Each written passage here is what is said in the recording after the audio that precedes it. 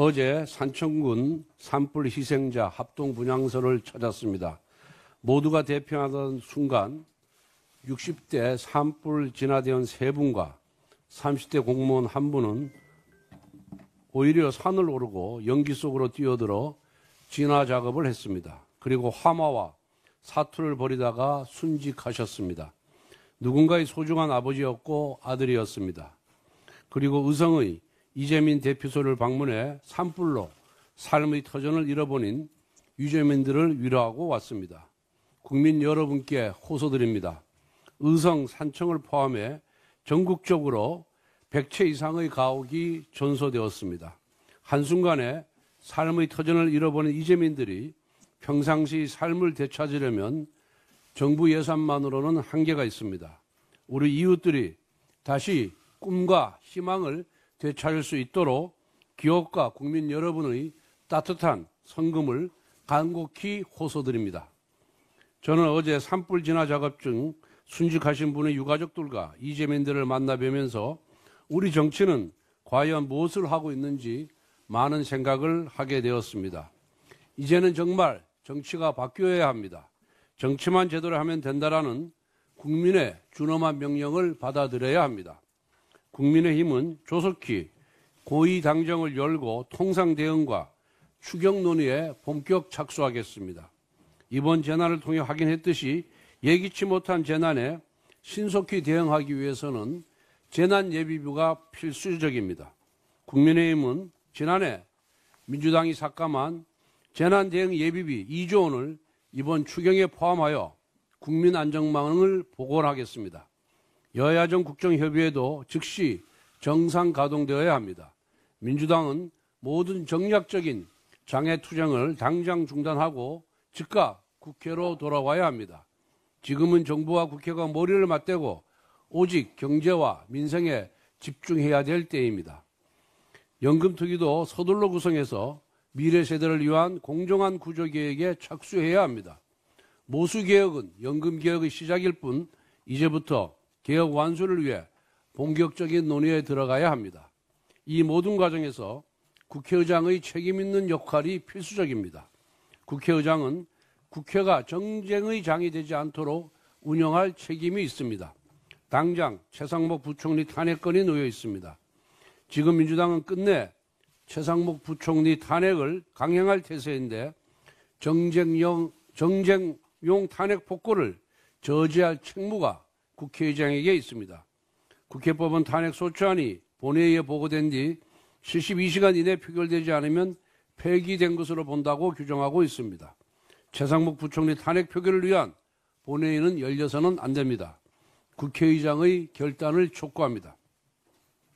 어제 한덕수 대통령 권한대행에 대한 탄핵안이 기각되었습니다.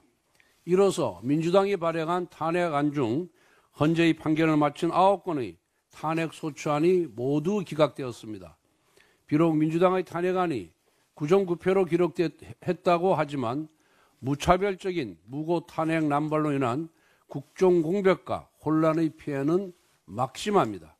특히 미국 행정부 교체기에 한덕수 총리가 87일이나 직무가 정지되고 이에 따른 외교통상 리더십 공백은 막대한 국익 손상을 가져왔습니다. 그런데도 이재명 민주당 세력은 사과 한마디 없습니다. 일찍이 이렇게 뻔뻔하고 무도한 정치 세력을 본 적이 없습니다. 그런데 이재명 민주당 세력은 100배 사죄를 해도 모자랄 판에 한덕수 대행이 복귀하자마자 마은혁 후보자 임명을 압박하며 재탄핵 가능성을 시사했습니다. 헌정사상 최초로 대통령 권한대행을 탄핵시켜놓고 그 권한대행을 다시 재탄핵하겠다는 것입니다.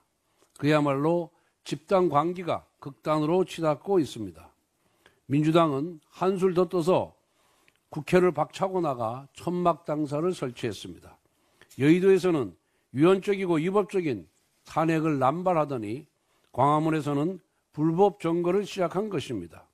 학교에서 사고치고 가출한 비행 청소년과 다를 바가 뭐가 있습니까?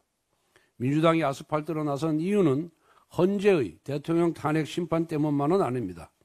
26일 이재명 대표의 선거법 위반 사건 항소심 판결이 있기 때문입니다.